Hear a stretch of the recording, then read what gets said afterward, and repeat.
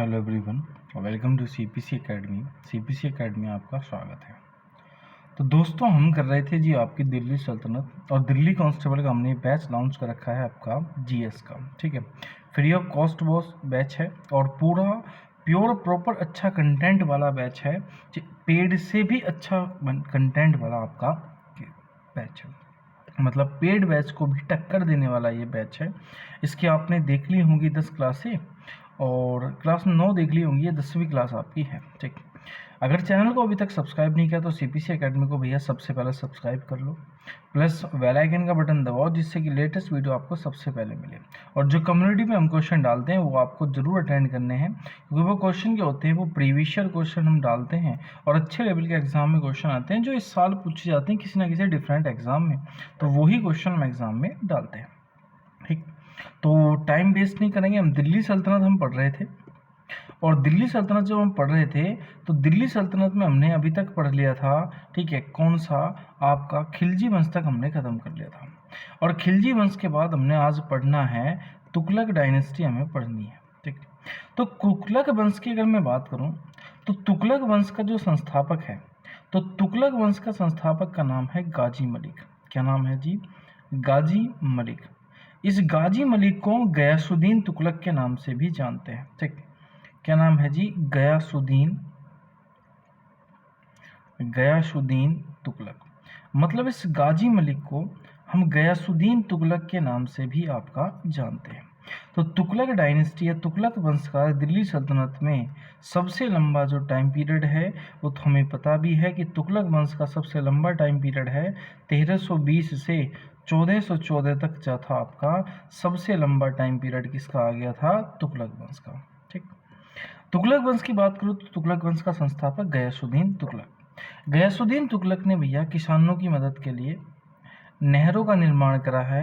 लेकिन अगर कोई आपसे पूछे कि भारत में नहरों का जाल किसने बिछवाया, तो उस व्यक्ति का नाम था, अभी हम पढ़ेंगे भी, जो तुगलक वंश के गयासुद्दीन तुगलक के बाद आता है। ठीक, अगर मैं बात करूं कि हुआ क्या, इस गयासुद्दीन तुगलक ने, इसके एक सेनापति का नाम था जोना खां, उसको दक्षिणी हिस्सा बेच दे दिया और उसे दक्षिणी हिस्से में एक जगह पड़ती है तेलंगाना भेज दिया। ठीक, जोना खां को कि तू वहां जा और क्या कर, तेलंगाना से पैसा लूट के लेके आ। ये तेलंगाना गया, उसने वहां से तेलंगाना जीती और जोना खां का नाम पड़ गया जी आपका मोहम्मद बिन तुगलक, जिसे मैं शॉर्ट फॉर्म में लिख सकता हूँ MBT। तो गयासुद्दीन तुगलक ने भैया क्या करा कि मोहम्मद बिन तुगलक उसका नाम रख दिया, किसका? जोना खां का। अब इसने सोचा कि इसको पता चला गयासुद्दीन तुगलक को कि इसको एक खबर मिली कि भैया जो है बंगाल में जो है बहुत ज़्यादा पैसा है। तो इसने सोचा कि जब तक मेरा सेनापति आए मैं तब तक बंगाल में क्या कर लूँ, अधिकार कर लूँ और वहाँ से धन लूट के ले आऊँ, जिससे साम्राज्य को ये ना लगे कि सेनापति पैसे लूट के लेके आया, राजा ने कुछ भी नहीं करा। तो इसने भैया गयासुद्दीन तुगलक ने क्या कर दिया, बंगाल पर आक्रमण कर दिया। बंगाल पर जब इसने आक्रमण करा तो वहाँ पर इसे कुछ नहीं मिला सिवाय भुखमरी के। तो वहाँ पर इसका खर्चा ज़्यादा हो गया, क्योंकि सेना को ले जाना, वहाँ पर सेना को रखना, सेना से युद्ध कराना। तो इसने क्या करा, एक दिल्ली का व्यापारी था जिसका नाम था जी निजामुद्दीन औलिया। क्या नाम था जी? निजामुद्दीन औलिया। तो इसने निजामुद्दीन औलिया को एक संदेश भिजवाया कि जब तक मैं आऊँ मुझे ज़मीन का हिस्सा का पूरा हिसाब चाहिएगा। तो निजामुद्दीन औलिया ने उसको कहा कि दिल्ली दूर है, कि दिल्ली जो है वो अभी दूर है, आप दिल्ली आ जाओ और क्या ले लो जी, हिसाब ले लो। तो किस व्यक्ति ने हुनुस दिल्ली दूर अस्ती कहा था? तो वो कहा था निजामुद्दीन औलिया ने। अब देखो हुआ क्या, निजामुद्दीन औलिया के बाद जब इसने संदेश भिजवाया तो अपने भैया ये घोड़े से आ रहा था, इधर से तेलंगाना अभियान करके मोहम्मद बिन तुगलक भी आ रहा था। तो मोहम्मद बिन तुगलक ने सोचा कि महाराज आ रहे हैं बंगाल से, क्यों ना हम एक साथ मिल लेंगे और एक साथ फिर दिल्ली चले जाएंगे। तो उसने, मोहम्मद बिन तुगलक ने राजा के लिए, यूपी की एक जगह पड़ती है अफगानपुर। तो मोहम्मद बिन तुगलक ने यूपी के अफगानपुर में गयासुद्दीन तुगलक के लिए एक महल बनवाया लकड़ी का, विश्राम गृह जिसे बोलते हैं, ठीक है। लेकिन गयासुद्दीन तुगलक जब सोने गया उसमें, तो वहां पर वो जो महल था वो ढह गया और गयासुद्दीन तुगलक की क्या हो गई, मृत्यु हो गई। और गयासुद्दीन तुगलक की मृत्यु के बाद जो राजा बना दिल्ली सल्तनत का, वो राजा बना था आपका मोहम्मद बिन तुगलक। अब देखो मोहम्मद बिन तुगलक की अगर मैं बात करूं, तो मोहम्मद बिन तुगलक जो है, इसका मैंने भी बताया था कि इसका भैया नाम क्या था जी, जोना खां था। इसके बचपन का नाम क्या था, जोना खां। तेलंगाना जीता था इसने, गयासुद्दीन तुगलक ने भेजा था। उसके बाद इसका नाम पड़ गया था आपका मोहम्मद बिन तुगलक। अगर मैं मोहम्मद बिन तुगलक की बात करूं, तो इसे 23 भाषाएं आती थी। और इतिहास का सबसे पढ़ा लिखा शासक भी कौन सा है, तो भैया मोहम्मद बिन तुगलक है। मतलब इतिहास का सबसे पढ़ा लिखा शासक कौन है, तो मोहम्मद बिन तुगलक है। तुगलक वंश का सबसे ज़्यादा विकास भी इसके समय हुआ और सबसे ज़्यादा बिखराव भी इसके समय हुआ। क्यों? क्योंकि इसने अपने जीवन काल में 5 सबसे बड़ी गलती कर दी। तो सबसे पहली गलती क्या कर दी इसने, ये जो हापुड़ वाला एरिया है, तो 2 आब नदियाँ, मतलब 2 नदियों के बीच को क्षेत्र को बोलते थे 2 आब। इसने वहाँ पर क्या कर दिया कि टैक्स बढ़ा दिया। 2 नदियों के जो क्षेत्र होता है, जैसे हापुड़ वाला है, दिल्ली से हापुड़ वाला एरिया जो है, यहाँ पर इसने क्या कर दिया, टैक्स बढ़ा दिया। और इसको एक बात का नहीं पता था कि भैया इस साल बारिश नहीं हुई, अकाल पड़ा है, जिस क्षेत्र पर उसने क्या बढ़ा दिया जी, टैक्स। तो जो किसान थे वहाँ के, वो क्या हो गए जी, इससे गुस्सा हो गए, धरने पर बैठ गए। तो जब इसको पता चला कि भैया यहाँ तो बारिश भी नहीं हुई, अकाल पड़ा हुआ और मैंने टैक्स बढ़ा दिया, तो इसने किसानों की सहायता के लिए एक विभाग बना दिया, जिस विभाग का नाम था अमीर कोही विभाग। तो किसानों की सहायता के लिए अमीर कोही विभाग की स्थापना किसने करी, तो भैया स्थापना करी जी किसने, मोहम्मद बिन तुगलक ने। मतलब जहां से इसको पैसा लेना था वहां इसको देना पड़ गया। दूसरी गलती क्या करी, दूसरी गलती इसने कर दी कि तांबे के सिक्के चला दिए। कौन से सिक्के चलाए, तांबे के। और ये जो तांबे के सिक्के थे, ये इतने सरल तरीका से बनाए कि जो वहाँ का लोहार था, कोई भी उस शासनकाल का, वो आराम से बना लेता था। और बड़ी बड़ी मुद्राएं थी, तो भैया सारी की सारी नकली मुद्राएं जो थी वो मार्केट में आपका फैल गई। इससे इसको सबसे बड़ा घाटा हुआ। तीसरा, इसे सबसे ज़्यादा जो डर था वो मंगोलों से था कि भाई मंगोल मेरे पर आक्रमण ना कर दे। तो इसने क्या करा, अपनी राजधानी यहाँ से दिल्ली से ले भैया, ये लेके चला गया दौलताबाद। दिल्ली से इसने जो राजधानी लेके गया, देवगिरी लेके गया।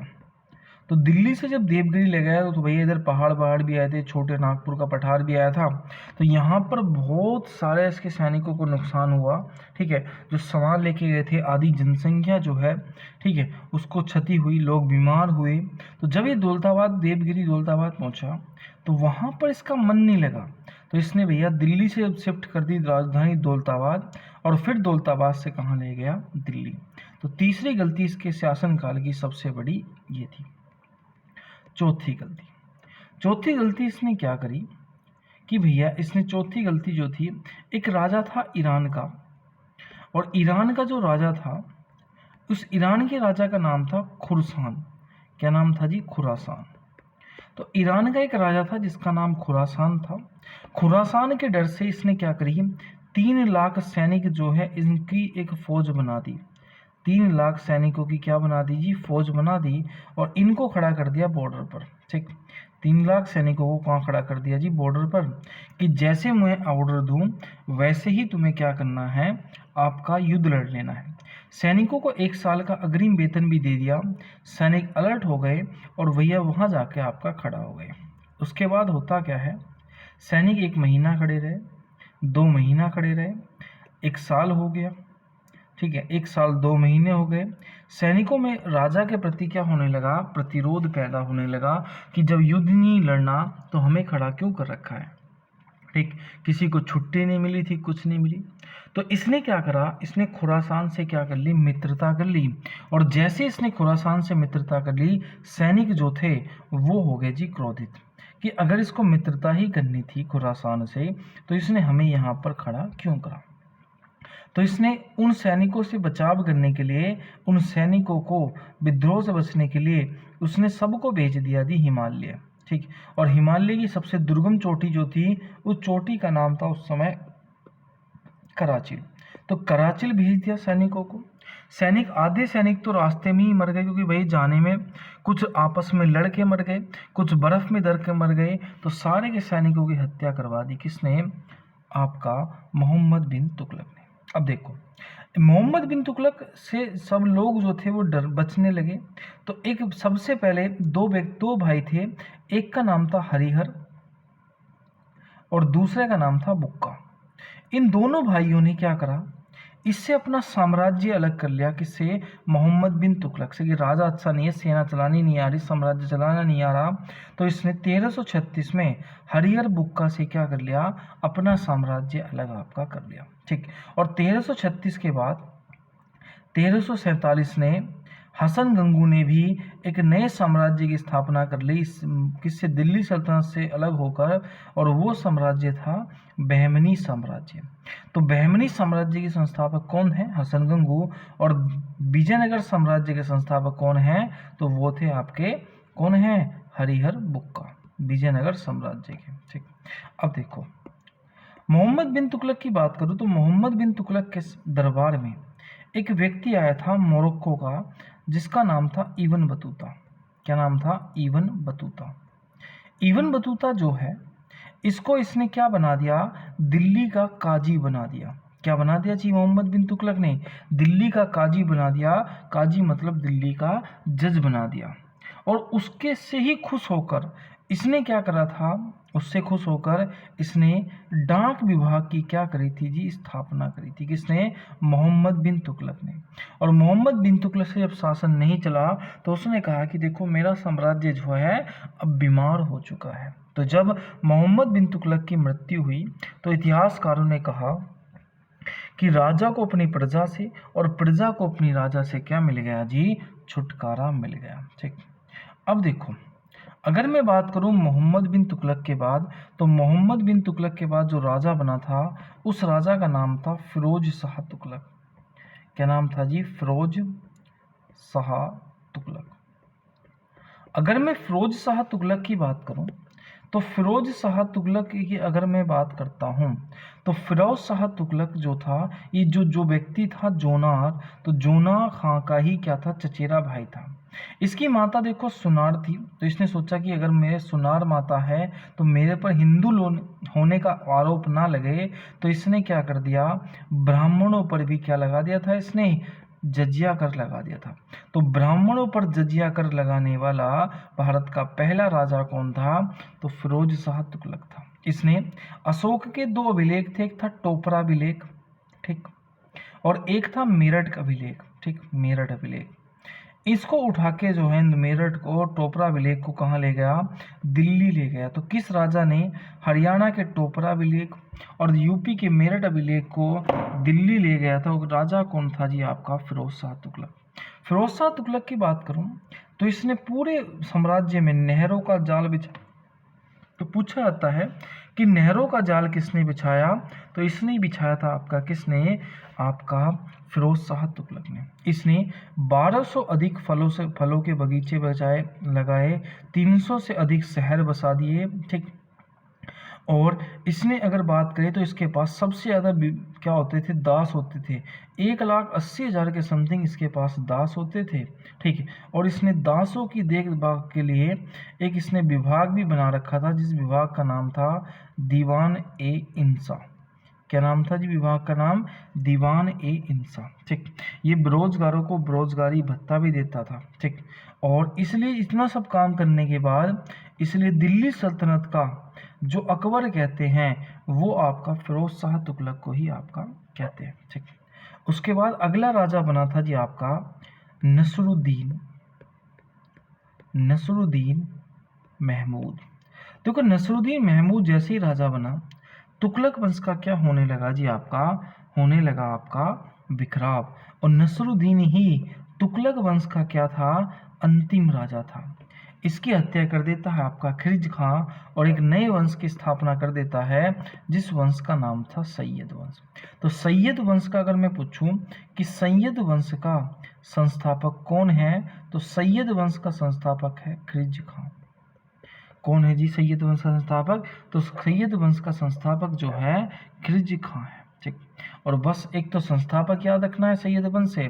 और सैयद वंश का अंतिम शासक कौन है?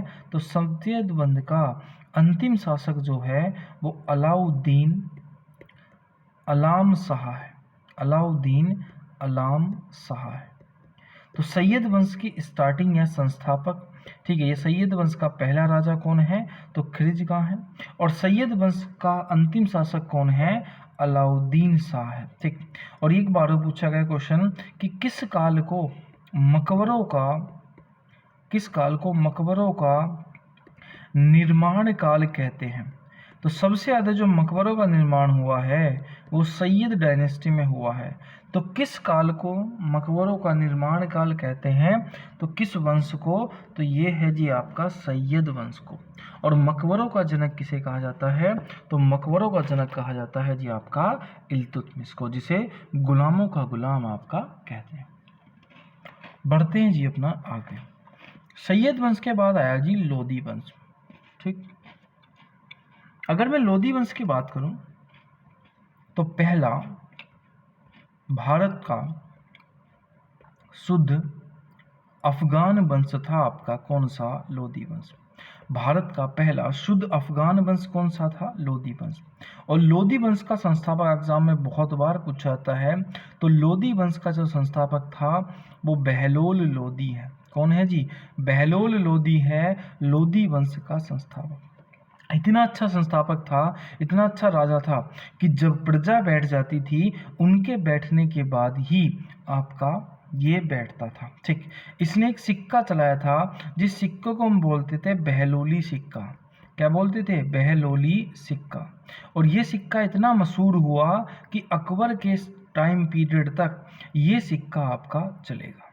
लेकिन लोदी वंश का सबसे जो योग्य शासक था, सबसे योग्य शासक जो था वो बना था आपका सिकंदर लोदी। तो किसके? लोदी वंश का सबसे योग्य शासक कौन है? तो भैया सिकंदर लोदी है। कौन है? सिकंदर लोदी। क्यों? क्योंकि भैया इसने 1504 में एक शहर बसा दिया जिस शहर का नाम है आगरा। तो आगरा शहर की स्थापना किसने करी? तो आगरा शहर की स्थापना करी थी जी आपकी किसने? सिकंदर लोदी ने। ठीक, इसने एक पत्रिका जारी करी थी जिस पत्रिका का नाम था गुलरुखी पत्रिका। तो गुलरुखी पत्रिका जारी किसने करी थी? तो गुलरुखी जो पत्रिका है वो जारी करने वाला राजा था आपका सिकंदर लोदी। ठीक, उसके बाद इसने भैया जितने भी खाने पीने के सामान थे उनसे क्या ले लिया जी? आपका टैक्स हटा देता है। जितने भी खाद्य पदार्थ थे उनसे क्या लगा दिया जी? आपका टैक्स आपका हटा दिया। और लोदी वंश का जो अंतिम राजा था उसका नाम है इब्राहिम लोदी। कौन है जी? इब्राहिम लोदी। इब्राहिम लोदी जो है लोदी वंश का अंतिम राजा है और इसको मारने के लिए इनवाइट हुआ था बाबर। मतलब बाबर ने, ठीक, राणा सांगा, ठीक, आलाम खान और दौलत खान ने बाबर को आमंत्रित करा था किसको मारने के लिए? इब्राहिम लोदी को। और बाबर और इब्राहिम लोदी के बीच में एक युद्ध होता है 1526 का युद्ध, जिस युद्ध को हम कहते हैं पानीपत का प्रथम युद्ध। तो पानीपत का प्रथम युद्ध किस किस के बीच में हुआ? इब्राहिम लोदी और बाबर के बीच में आपका हुआ है। और दिल्ली सल्तनत का एकमात्र ऐसा राजा है जिसकी मृत्यु जो है कहीं युद्ध के मैदान में हुई है। बाकी कोई भी राजा ऐसा नहीं है जो युद्ध के मैदान में मारा गया हो। मतलब दिल्ली सल्तनत का एकमात्र राजा जिसकी हत्या युद्ध के मैदान में हुई हो तो वो कौन है? इब्राहिम लोदी। और इब्राहिम लोदी को किसने मारा? तो वो मारा था आपका किसने? बाबर ने। और कौन से युद्ध में? 1526 के युद्ध में, जिसे हम कहते हैं पानीपत का प्रथम युद्ध। ठीक, आई होप इतनी बात आप समझ गए होंगे। अब देखो कुछ इम्पोर्टेंट चीज़ें हम जान लेते हैं किसमें? लोदी वंश से, मतलब पूरी की पूरी दिल्ली सल्तनत से। देखो दिल्ली सल्तनत की अगर मैं बात करूं तो दिल्ली सल्तनत में जो कानून थे वो सारे के सारे जो थे इस्लामिक कानून थे। मतलब वहाँ का कानून कैसा था, तो भैया वहाँ का जो कानून था वो इस्लामिक कानून था। लेकिन दिक्कत ये थी कि भैया ज़्यादा जनसंख्या जो थी वो मुसलमान नहीं थी, अधिकतर जनसंख्या कैसी थी आपकी, कैसी थी, हिंदू थी। इसलिए इस वंश को मुगल वंश के नाम से नहीं जानते। ठीक, दूसरा हमने टैक्स वगैरह में देख लिए थे कि कौन कौन से टैक्स लगते हैं। जजिया लगता है, जक़ात लगता था, खुम्स लगता था, खरात लगता था, ये सब सिस्टम आपका लगता था। ठीक, उसके बाद अगर मैं बात करूं कि दिल्ली सल्तनत की का जो निर्माण काल है उसे स्थापत्य काल भी कहते हैं। मतलब दिल्ली सल्तनत का जो भवन निर्माण का जो काल है उसे हम क्या बोलते थे, स्थापत्य आपका कहते थे। ठीक, अगर हम बात करें कि भैया दिल्ली सल्तनत का सबसे पहले अगर आपसे पूछूं राजा कौन था दिल्ली सल्तनत का पहला, तो दिल्ली सल्तनत का जो पहला राजा था वो था जी आपका ऐबक। और दिल्ली सल्तनत का अंतिम राजा कौन था, इब्राहिम लोदी था। कौन था जी, इब्राहिम लोदी। ठीक, तो फर्स्ट राजा कौन है, ऐबक है, और लास्ट राजा कौन है जी, आपका इब्राहिम लोदी है। ठीक, अब देखो एग्जाम के पॉइंट ऑफ व्यू से आपको कुछ बुकें आपको याद रखनी है। ठीक, जैसे सबसे पहले अगर मैं पूछूं कि मैं सीधा आंसर लिखता दूंगा कि बुक और ऑथर याद रखने हैं कि अष्टाध्यायी जो पुस्तक है, अष्टाध्यायी ये किसकी है, तो अष्टाध्यायी जो है वो पारणी की पुस्तक है। किसकी है जी, पारणी की। ठीक, उसके बाद आपको पता ही है रामायण वाल्मीकि ने लिखी और महाभारत किसने लिखी है, वेद व्यास ने।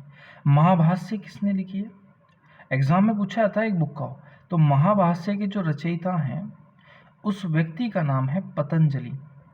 क्या नाम है जी, पतंजलि। मतलब महाभाष्य के रचयिता कौन है, पतंजलि। ठीक, उसके बाद अगर कोई आपसे पूछे कि भैया बुद्ध चरित्र पुस्तक के रचयिता कौन है, तो बुद्ध चरित्र के पुस्तक के रचयिता हैं अश्वघोष।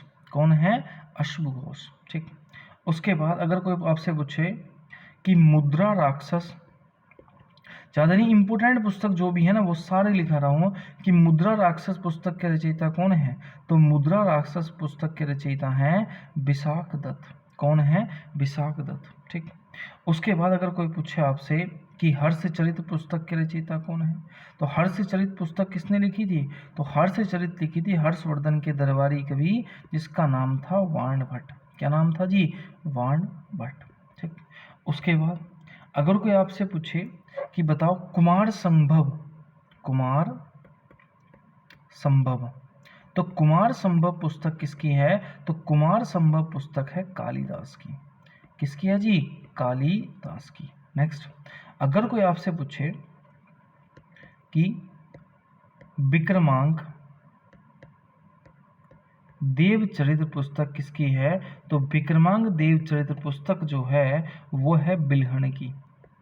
किसकी है, बिल्हण की। तो बस इतनी बुक आपको याद में रखनी है। ठीक, और इतनी वीडियो आज हम रखेंगे। मिलते हैं नेक्स्ट वीडियो में, तब तक के लिए जय हिंद, जय भारत। अगर आपने अभी तक हमारा चैनल सब्सक्राइब नहीं किया तो प्लीज़ हमारे चैनल को सब्सक्राइब कीजिए और बेल आइकन का बटन जरूर दबाइए। मिलते हैं नेक्स्ट वीडियो में, तब तक के लिए जय हिंद, जय भारत।